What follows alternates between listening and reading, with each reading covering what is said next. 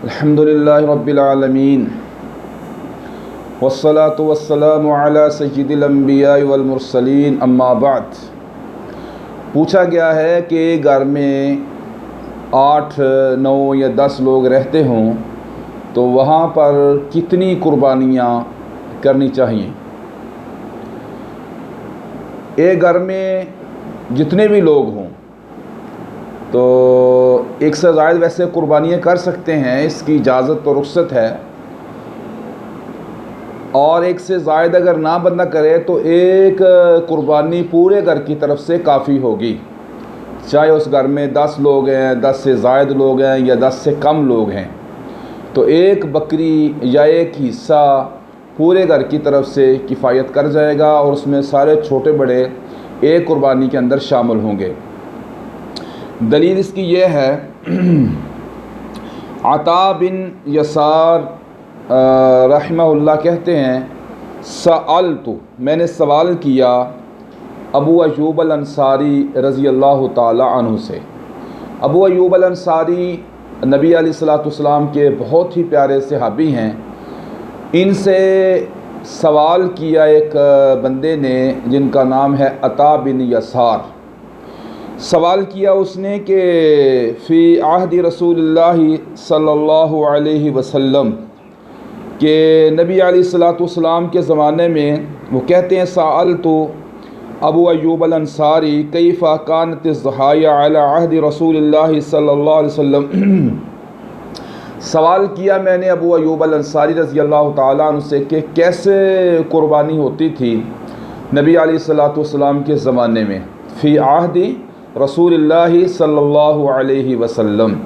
صحابی سے پوچھا جا رہا ہے، اور نبی علیہ الصلوۃ والسلام کے دور کو سب سے زیادہ صحابہ ہی جانتے ہیں،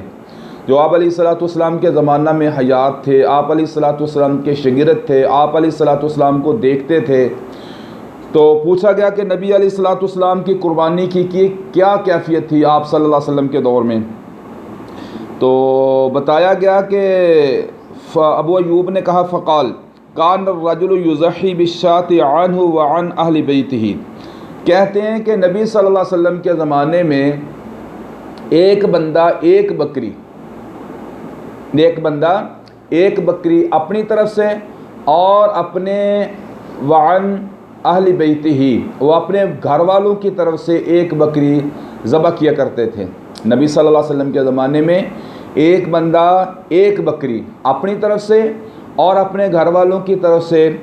کیا کرتے تھے، فَيَأْكُلُونَ، پس وہ اس سے کھاتے تھے، وَيُطْعِمُونَ، اور وہ کھلاتے تھے، گھر میں بھی گوشت پکاتے تھے، کھاتے تھے اور لوگوں کو بھی کھلاتے تھے۔ تو حتیٰ تباہ الناس، یہاں تک کہ لوگ فخر کرنے لگے، فما فصارت، پس ہو گیا، کما ترا، پس پھر یہ سلسلہ چلتا رہا، پھر ہو گیا جیسے آپ دیکھ رہے ہیں۔ یعنی ابو ایوب الانصاری کہتے ہیں پھر یہ سلسلہ اس طرح ہوگا کہ لوگ فخر کرنے لگے کہ میری قربانیاں زیادہ ہیں، یعنی زیادہ قربانیاں بطور فخر کے کرنے لگے۔ نبی علیہ الصلوۃ والسلام کے زمانے میں ایک بندہ ایک بکری اپنی طرف سے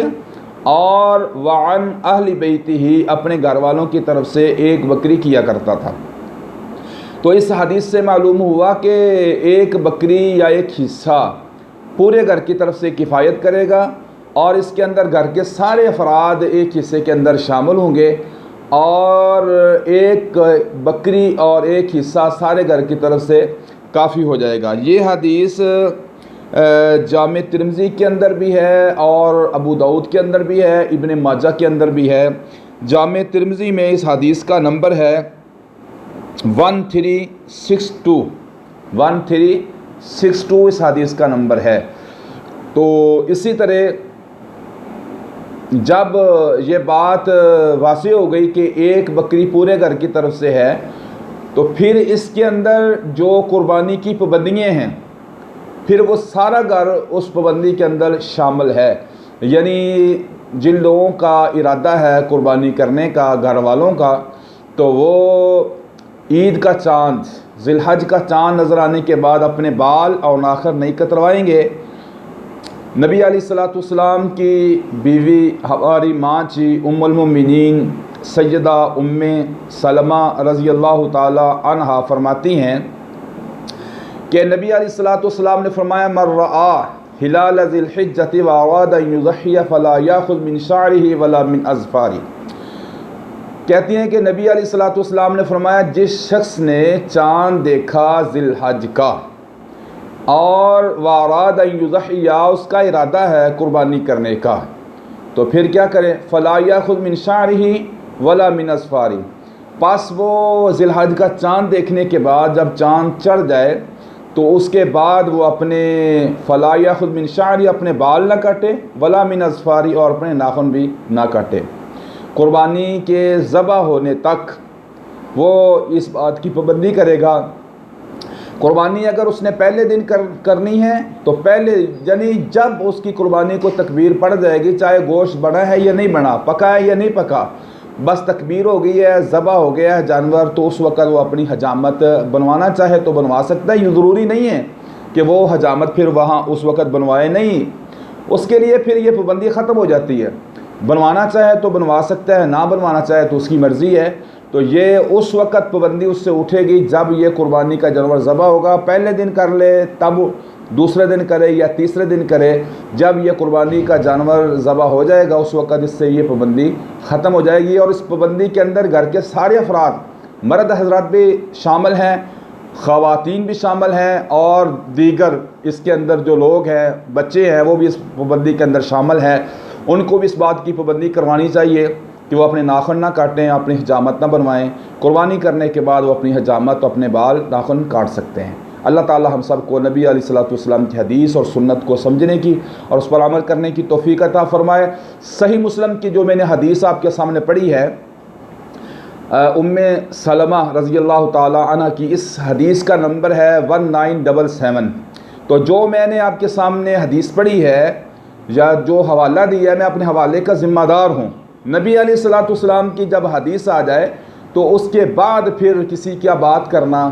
اور یا اس کے اندر کوئی ایسا ہیلا تلاش کرنا، کوئی بات کرنا، کوئی اعتراض کرنا، یہ مسلمان کے لیے زیبا نہیں ہے۔ جس نے کلمہ محمد الرسول اللہ صلی اللہ علیہ وسلم کا پڑھا ہے اس کے لیے حرف آخر بات ہے تو اللہ کے نبی علیہ الصلوۃ والسلام کی بات ہے، اور نبی علیہ الصلوۃ والسلام کی بات کی وہ حیثیت ہے جو کائنات میں انسانوں میں کسی کی